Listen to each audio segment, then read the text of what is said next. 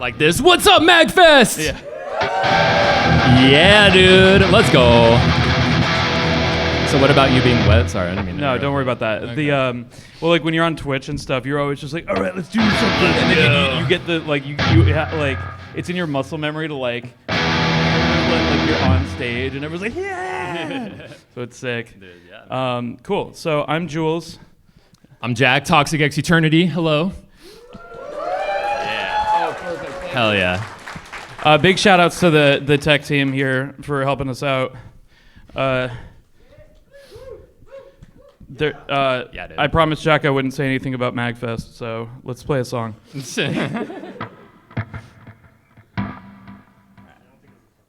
No, it's all good. I think this works. I can hear. Ready for it, bro? Let's do it.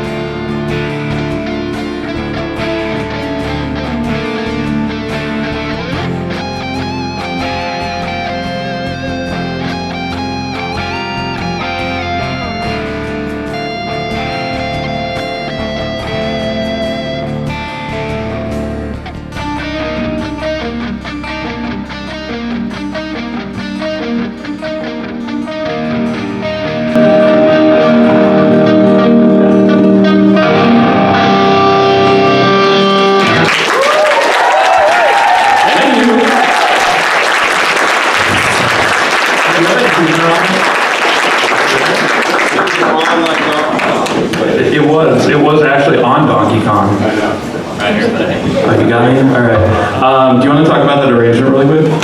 About that arrangement? Yeah. Yeah, so do we even say what? So basically, we're doing it a little bit different than a concert because we're kind of aiming this towards talking about our kind of like our mindset with making these songs. So with that one being my arrangement, I can kind of talk about it. So that one, of course, was Aquatic Ambience from Donkey Kong Country, which is a banger.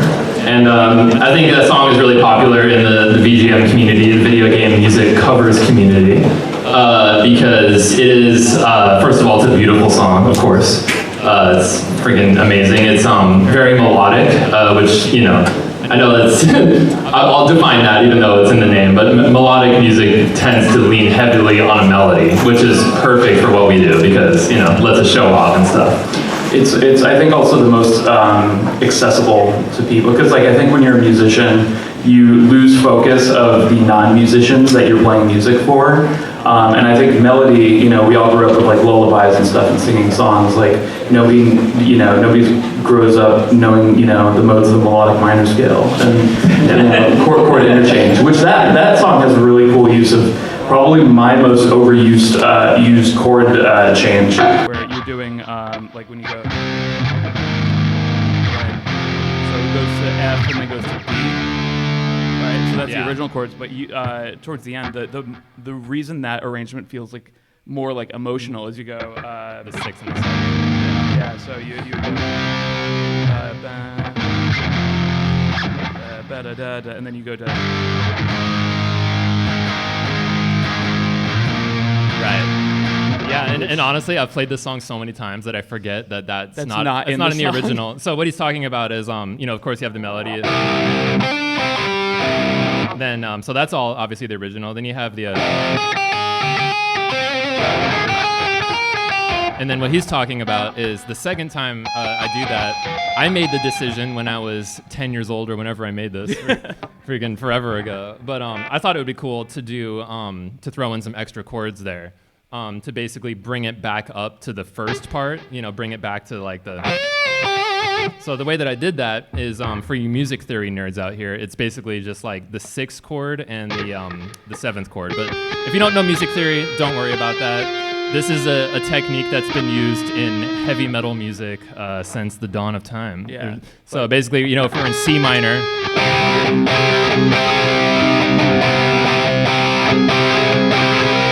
let me go.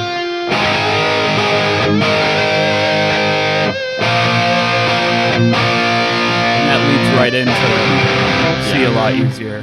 And So- that's where jazz comes into play. Oh, okay. I'm out of here. Yeah. Well, no, I mean a lot of what the early jazz stuff is taking like, okay, this is the chord that, you know, the chart says, but I can make it spicier by knowing where to change the chord to.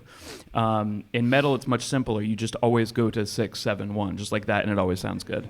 So yeah, that's the whole panel. So before we play another song, did anybody have any questions about that song in particular with Aquatic Ambience, or any questions about what you just Anything. saw? Yeah.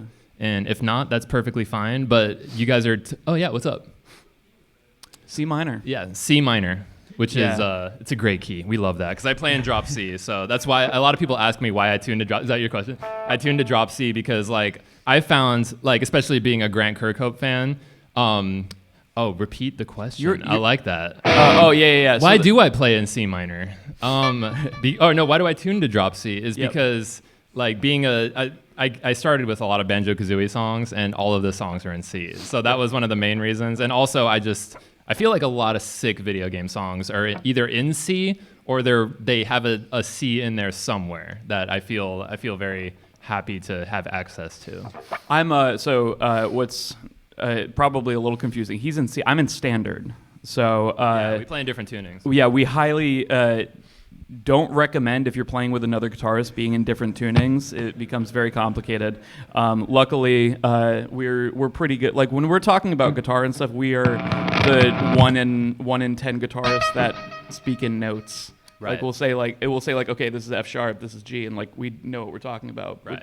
Which I think that like I wouldn't say you have to know all the notes in the guitar to be a good guitarist. I'm not somebody who, like, I went to, school for music and stuff, but like, I definitely think it helps. It's situations like that knowing music theory helps. Do you need music theory to be good? No. If you want to communicate with other musicians, it really, really helps. Yeah. How many of you guys are familiar with music theory? Oh, hell yeah. Okay, good. So we can get a little nerdy, but we'll keep it pretty. Yeah. Pretty. There's kind of like a jazzy when it goes down to that G sharp. Like I do a 9 chord. That's pretty much the All That Remains chord. Everyone knows that stuff. Yeah, because we're talking about that, going back up to the, like what I do is I do what's called the 9th chord, which is a very fun chord. Yep. You're basically just playing a power chord, but you're adding, you're going 2 frets up on the high, the if you're in octave. drop. So that like every guitarist, when you find that chord, you never. This is like the chord, bro. That's the chord. Yeah. I think most guitarists they hear like that, and that's the coolest thing you've ever heard, and then you do that for like 3 years, and then you play, and then that's the coolest thing you've ever heard. So that's if you're still on the first chord, try that chord. Yeah, they're fun. But yeah, so one of the reasons I wanted to sit, but you guys wouldn't be able to see, is I do this chord when I play with that, which I think that's a G on top. So this is that's the kill switch engage chord. it's a major 7. Major 7 is actually, that's my favorite. Like major 7 with an add 9 is probably my favorite chord of all time. That's the jam, dude. Yeah. Cut me off. Oh, did I? Wait, how did I cut you off? Oh, wait. Did I seriously cut you off? Yeah. I don't know what I did. Jack's like, I have a question. Can you shut the fuck up? But yeah, so I think a lot of people are also scared to put like a lot of like extensions and stuff on chords with all this distortion. And I don't think I think you should do the sauciest, spiciest chords you can. Yeah, you should. I mean, it's coming up in purpose, right? All right. Should we do another song? Sure. All right. You guys know this one. I don't. We'll just play it and then we can talk about it, but you'll know it. Okay, cool. Which one is it? You ready? No, what? Doing a red sword. Oh, yeah. Okay. This is a cover from 12 years ago. Give me a break. Yeah, this is actually the first song that we ever did together. Yeah. All right, let's do it.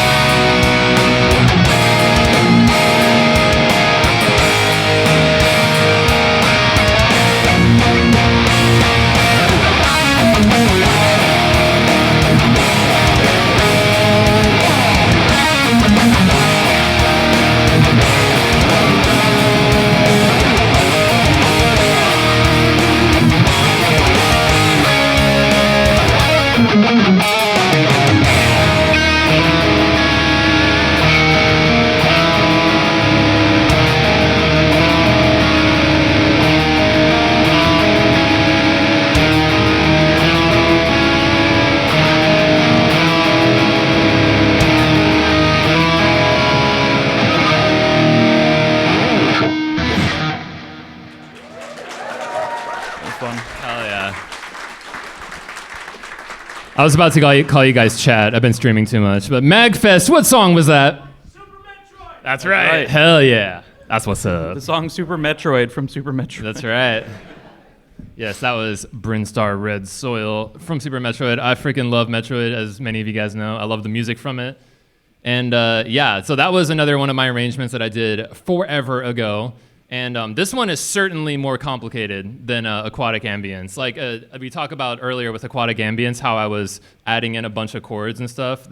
I literally do the same thing here, where you have that main, the main melody, of course. But then this whole section where we do basically like the sixth chord, which is the... I just totally pulled this out of thin air. I mean, of course, it's, this is a well-known tactic in the metal music industry, but using these kind of chord progressions, this is basically just a sixth chord. Like, we're talking music theory. This is the chord that kind of like takes you to a different place. That's kind of how I see it. But it works. The sixth chord in a metal context, 90% of the time, you can play this chord and play E flat all day, all over it, which is the original key of the song. That's why that works over it. When Jules is going...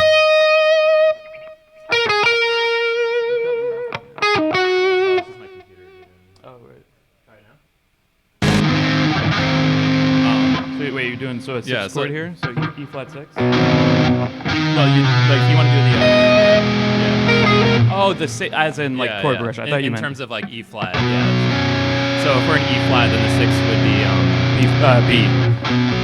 Yeah, and then it goes, it goes places from there. But basically, that was my secret technique that I used on that, which it's everybody's secret technique. Yeah, I mean, like the song only has two parts, and a lot of these freaking video game songs, they only have like two parts in it. So you have to get creative, and I find that throwing in a sixth chord is a fun thing that always makes it takes it to a different place, but it leaves you, you're able to play all the same E flat minor over because it just be like that music wise. Yeah. We have a few questions. What's up?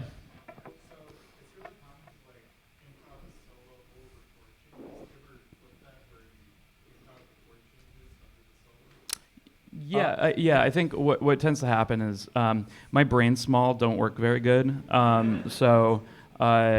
Yeah, sorry, thank you. The question was, a lot of people will do like a solo over chords, and that's kind of what I did. You kind of have a through composed solo there. Honestly, I never do that. That is cool though. I like that, but I never do that. Yeah, I do because again, brain small, don't work good. So the less I have to memorize for a show, I'm terrible at memorization. I do want to talk about my methods of how I memorize so much music for these concerts, because trust me, everyone in this room probably has better memory than me as far as music goes. It's forced me to come up with ways to remember stuff.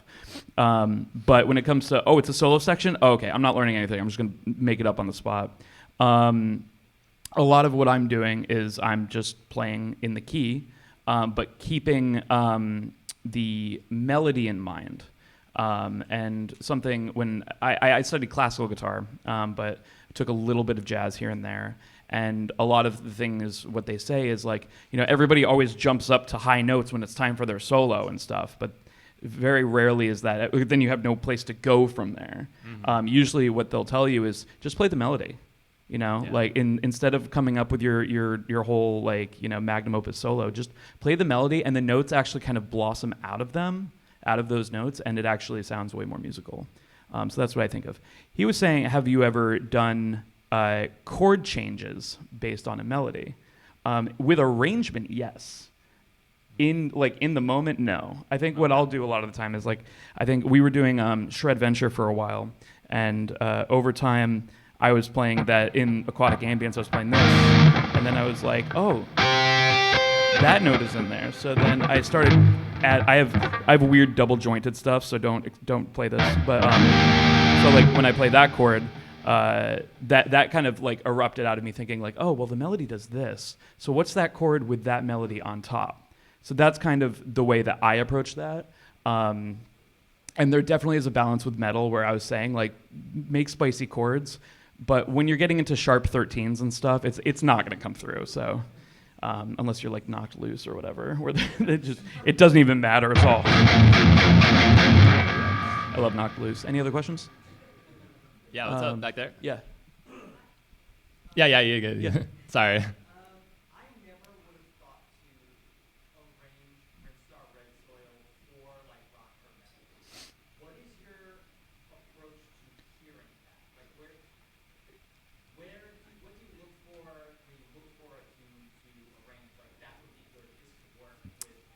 Yeah.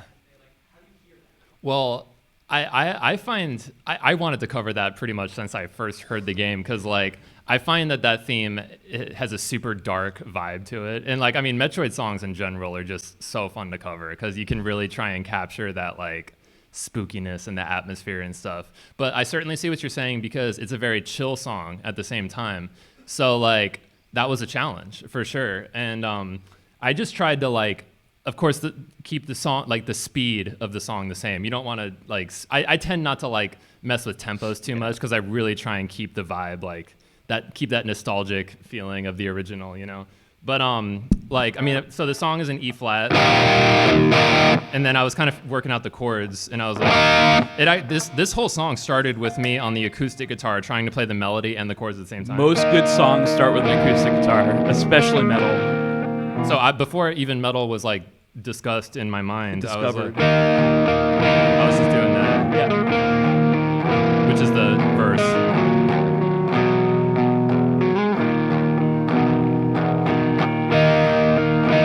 I was just messing around with that. So then like the natural progression is like, what if we turn the gain on? Yeah, you know, so right. so like, you know, then it turned into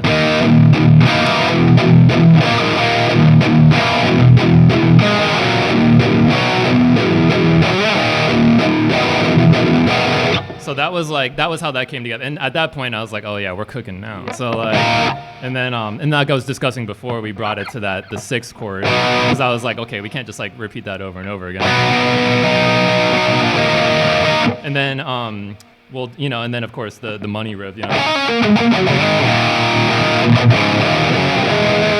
And like that's a very bluesy riff. So I felt like once I got there, I'm like, oh yeah, we're medaling now. Like we're there. The verb So, metal. but no, that's a good question because this one, I think if I couldn't come up with that acoustic thing, I wouldn't know where to start. Yeah. But like it started as an acoustic idea, which is actually pretty rare for me. So I think that makes it special. I have a lot of things like that I never end up doing, and a lot of it comes from I'll be playing chords or something, like I'll be doing. And I remember like while I was doing some of these like you know, that like wannabe like flamenco stuff, the E major going up to E major, I realized it was like that it was like Forest Temple, you know. So then I was like trying to figure out like I was like, okay, that's that chord. So sometimes you just hear something and it's like so beneficial to just like follow those breadcrumbs that you feel. Because sometimes, especially with that, with a song like that, I think it's really easy to jump into just do. But because it's Phrygian, I mean that's. You know, watch him become a god. But then when you start picking apart the melody, you start seeing what other chords can work in there. So I'm doing stuff like that, which that's a fourth chord. That's like which is usually like not good for metal. Like a lot of people think that like when you hear like that, you think someone's like tuning or haven't ever played a guitar before. Yeah. So like, but like if it's in the right context, I think fourths are really, really powerful. They're actually the darkest perfect tone. I can't remember. I was on a music theory panel with 8-Bit Music Theory, and they were talking about how Lydian, the brightest mode, is a bunch of fifths stacked on top of each other. If you stack a whole bunch of fourths on top of each other, you get Locrian. You get the yeah. The darkest intro of all time. Cool. Yeah. So I would highly recommend don't stop at power chords if you're trying to like figure out something like this or trying to figure out like how to jam on something. Think about the melody first because that's what the audience is thinking about first, and you'll find cool chords from it for sure. And yeah, and it's You got to be melody focused, man. I mean, there was an article that just came out where Nobuo was talking about how he can't listen to his own stuff after he's done because he's just like, oh, I start thinking about like this tone is too dull. I picked a wrong melody and stuff. So it's like if Nobuo Uematsu like has imposter syndrome, you can too. It's totally normal. Honestly, like like I also have this. Well, maybe we should go into another song. Yeah, we should probably play another song. Yeah. Keep in mind, I'm one of those people who like I'm constantly like looking at other guitarists and just think the thought is like I could never.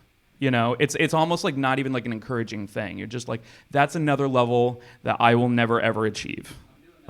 You are? Okay. Keep that in mind because that's how I am too. You guys can do this. Come on. Let me grab my.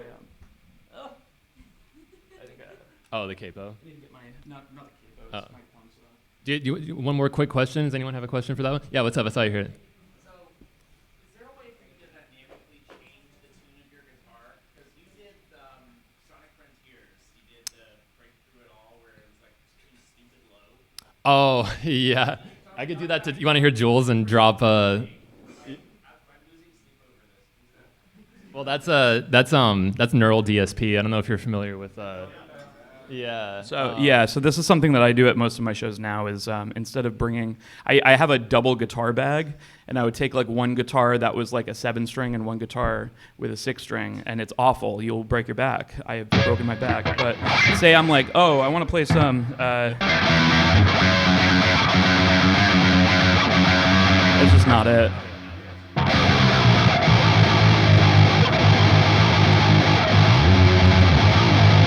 It's literally just a knob on my computer. And it sounds good. Like we're in the age now where it's like, it's good, you know, like it's convincing. Yeah. It does. It's yeah. very busted. The only thing is like there's a little bit of latency, so it's like it doesn't beat like actually tuning. But if you're in a pinch, you know, someone's like play BFG right now, you're like okay, got you. All right, let's do the next one. Oh no! I mean that's still like that's it. That's the dude. way. I have that guitar. It's awesome. Yeah, dude. Yeah, I've No. got the bare knuckles in it. It's ridiculous. All right. Yeah. All right. So this arrangement's mine. Yep.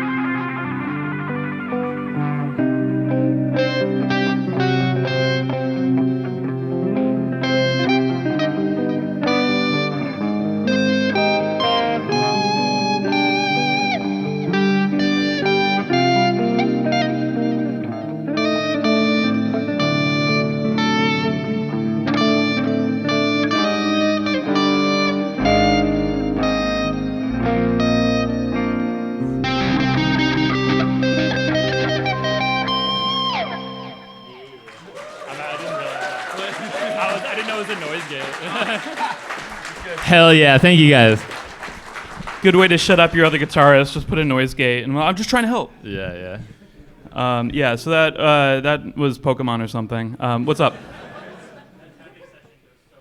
Thanks. Yeah. Show What? them how you do that. Yeah. So a lot of the time one of the greatest things about arranging video game music for guitar is it's fucking not designed to be played on a guitar. Like, absolutely not. When I was in college, I studied under Philip DeFremery, who was one of Andre Segovia's final students. And something that he instilled in me is like, if there's something that's hard to play, there is an easier way. Almost every single time, if you're struggling with something, there is an easier way to play it. And I found that also applies to things that are not for guitar. Give me a sound. No, you have to play acoustically. So this riff is like when you sit there and I found some 12-year-old's MIDI of it and fixed some notes and stuff. Like what I found works. It has to also apply to like what you're good at. And for me, I got really good at these. If you just have like a pentatonic, and then you just tap up here.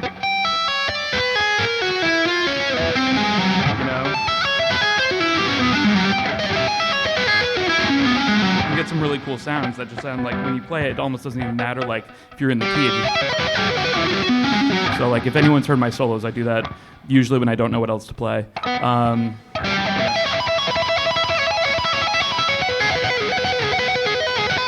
is one of the things that when you learn, you're just like, ooh, cool. And I found that I really like, actually one of the most like impressive things I ever learned was Trivium's The Crusade.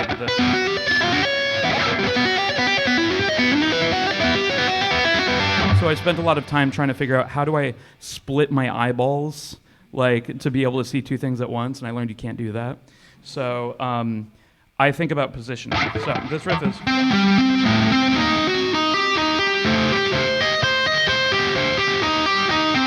That's the first shape, and I think about it in the position of 13th fret, but there's just one guy over here.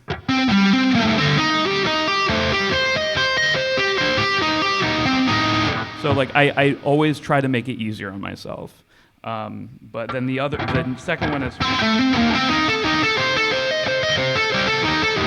which is a very, very familiar kind of diminished shape that you guys would probably be familiar with. And then there's this, which doesn't make any fucking sense.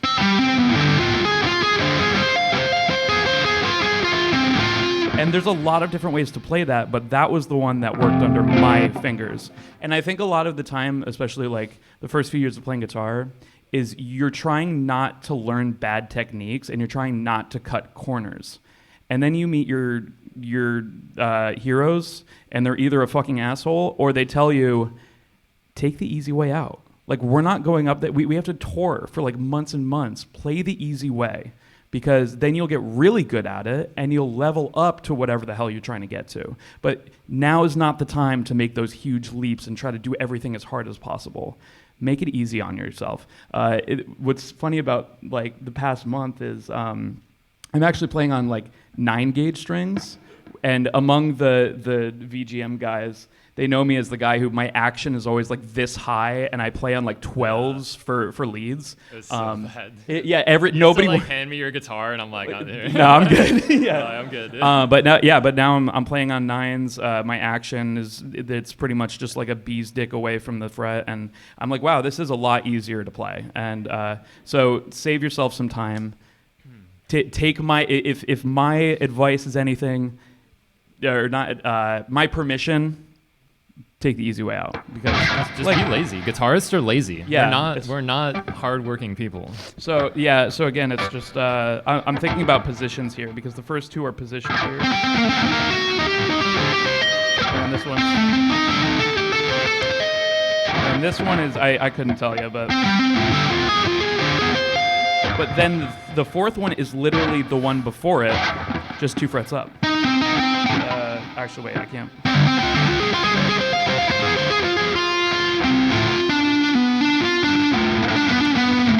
I can't do it slow. I feel like Squizgar when he's just like, I just can't play slows. It doesn't. All right.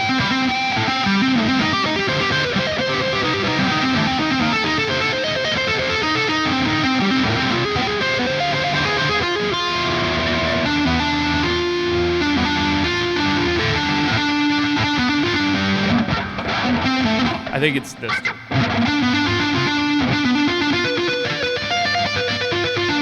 Yeah, so it's just the same. So creating those little like checkpoints is huge. If you can, I think about it literally as, okay, Control C, Control V, in my head. So whatever works for you. How are we doing on time?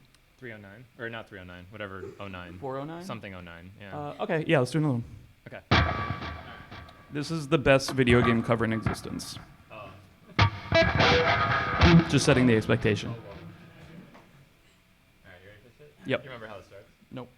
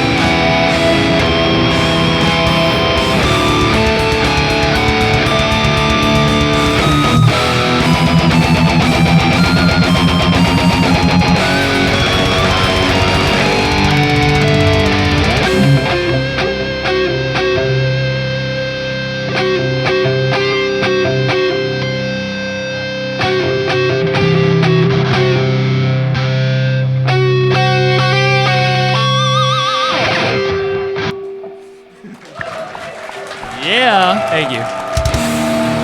What song was that, MAGFest? Yeah, that's right.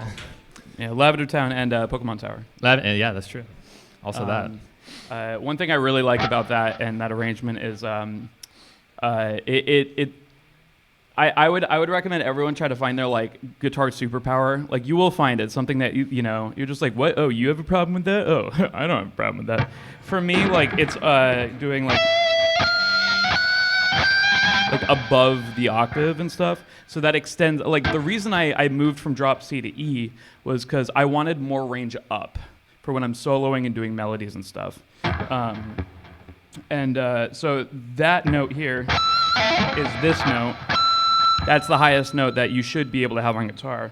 But with the power of ratios, you can do harmonics. If you know exactly where it is, you can grab all these notes that are out of the range of most people who are playing guitar. So that's my superpower. For a lot of other people, they're really good at fucking like alternate picking or whatever. Like you're an alternate picker. I'm an economy picker. But like it works. We bring it together as brothers. With our powers combined. With our powers. Yeah. I know it's fun because I feel like in a lot of ways you and I couldn't be more different playing guitar, but I feel like it complements each other. Yeah. I love you. I love you, bro. I love you. Yeah. Oh, please tell me more about how good my song is, though. Yeah, my ego is loving this right now. I'll say real quick, I think one thing that we can take away from this song is that with this song, I really wanted to like be like a gent band. Yeah. Like, because this was like in 2013 or 14, so this was like peak gent hours, you know, like this was like there's so much happening. Like Periphery was badass. They're still badass, of course, but I was like just getting into like intervals. Yeah, stuff. I was getting into intervals. I was getting into Periphery, and like I come from like a more like European death metal background, so you can hear like the In Flames influence. You can hear a lot of stuff, a lot of influence, but like the whole gent thing was kind of like new to me. So I was like, what if we did that? Saying to myself. Yeah, what if we... because YouTubers never go outside. I talked in the mirror to myself. I said, what if we did that myself? What if we made a gent song? So schizophrenia is important. I thought Lavender Town was a good one for that because, of course, it is a very sad song. Yes. Very melodic, like we discussed earlier, which is always good. It is in the key of E minor, which is a great key for a guitar player. Yes. Even though I'm in the key of C, we like E minor in our drop C camp because that is the sixth chord of the E minor scale. If you take anything from this panel. Yeah, so those are the chords, right? So of course I was like, so what would the gent riff be? So of course we have, you know.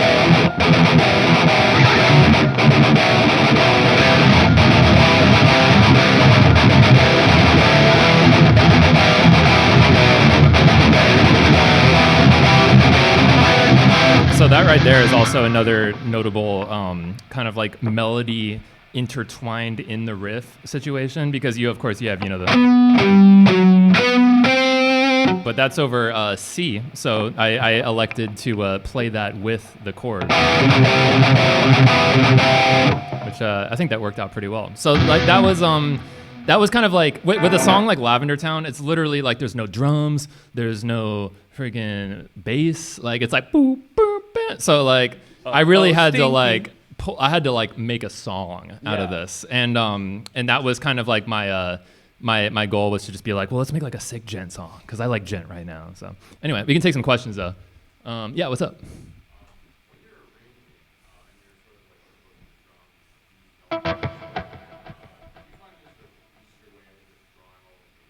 Nope.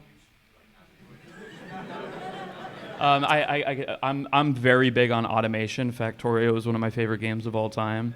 Hell yeah. So the question was with programming drums and maybe programming virtual instruments and all sorts of stuff. Is there an easier way to like program an instrument or play the drum? Yeah. Well, that's what I was going to say. I want to one day. That's my dream. But if you don't play piano, you're kind of shit out of luck.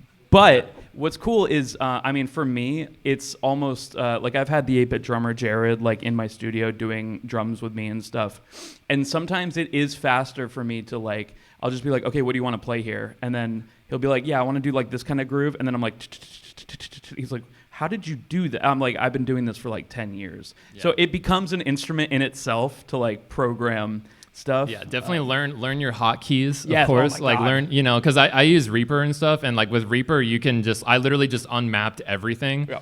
And I made my own hotkeys for every situation. So like when I'm in the piano roll doing drums, it's like, I mean, it's just, I have it set to where I just click on it and it's the note, because I think by default it's like, what velocity do you want? I'm like, bro, I'm busy. Like, 127. Yeah. Like, I'm like, I just want a snare drum here, please. Yeah. So I have it set to like super quick speed run mode. I also have it where it's like Control Alt. It just drags the 16th notes for like double bass and shit. Because I see people doing double bass and they're like, kick, Oh, God, kick, no. kick. I'm like, bro, like I could be like done by now. You just go Control Alt and just double bass. Artificial Fear, another VGM legend. He actually has a preset where he does the drums with like a MIDI keyboard, and he has like 7 keys as just the kick drum. So he could be like, like, and it works. He's very very fast. I mean, with if you're one of those like desk like tappers or whatever, you can also get like a cheapo little like Guitar Center little MIDI like a sample pad or whatever. Like some people like to do that. I've done it before and I like it, but it's not as fast. So I'm all about what gets it done quicker. Yeah, but some people like it's actually faster for them to just hit record and be like, and then it's like, okay, it's all there, Another faster way is Tune Track. I don't know if Superior Drummer has. No, Superior Drummer does have this. It's the Groove Finder or whatever. If you get their MIDI packs, which are overpriced, they're just MIDI packs. What the fuck? What you do is you just say like, I don't know what I want, but I want a groove that has the kick drum here and the snare drum here, and then it'll search the library of real drums played by real drummers and find something that matches what you're doing, and that's a great reference tool. So I use that quite often. And while I'm here, I'm just gonna say, don't you dare use AI. Yeah. Don't you fucking dare.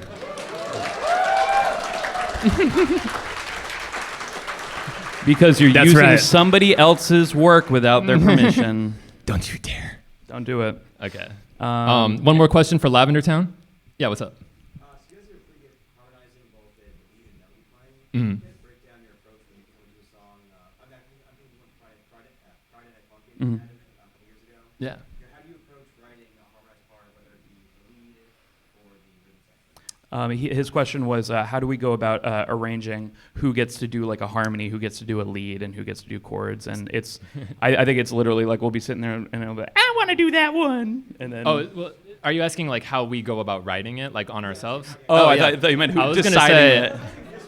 There is we'll just be like, no, I have to play the ascend part, like there is that. I went to the University of Iron Maiden when I grew up. Yeah, like hella, they're like the kings of harmonies, right? So I learned all those freaking Maiden songs. I feel like that to me is like, and also I'm really big into like In Flames too. They're another sick harmonized band. They're good with those chords too. And if you want to get nerdy with it, like I would say about 90% of my harmonies are what are called third harmonies, which feature the major and the minor third. So if we're in do you want to just play something real quick? Let's do C minor. Let's do the saddest version of Route 1 you've ever heard.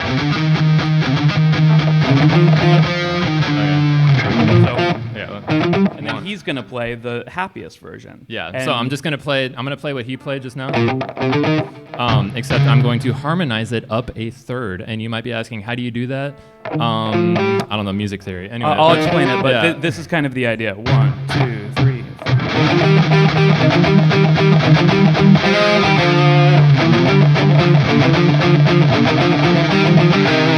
So depending on who you heard more, that's what key that was in. Yeah, well, yeah. But so the idea is if you go through a major scale, and in the case he was doing E flat,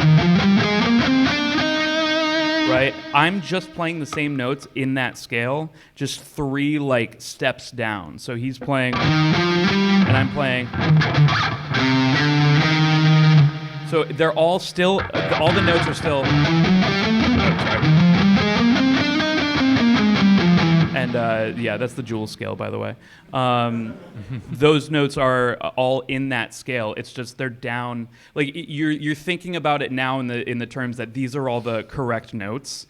Just where are you starting? And the best is usually 3 notes either above or below. Shall we jam? So this is like the hardest like VGM song probably in existence. And Yeah, we figured if we're gonna be up here showing music, we got to prove our credentials. Yeah. You know, we got to play like the hardest thing really known quick, to mankind. what's up? You No. can think about it in a different mode. So he did Ionian, I did Aeolian. But I don't even think of it that way. Though. Yeah. Like, I he's do- right, but like modes scare me, so I don't think. like It's definitely not required to think. I of was it that showing way. him like some of my I write notes for all the songs that I perform. Like I did notes for all the songs we're playing here, and a lot of what helps me remember is I will write like PHY for a Phrygian shape, which would be, but like that could be somewhere. So I'll be like 13th fret Phrygian shape, and I'll know exactly what I'm talking about. Yeah. And a lot of the time, it's like when I don't know what I'm doing, it helps to just have little checkpoints. So. Last song. Yeah, this song sucks. Yeah, it's not fun. All right, let's go.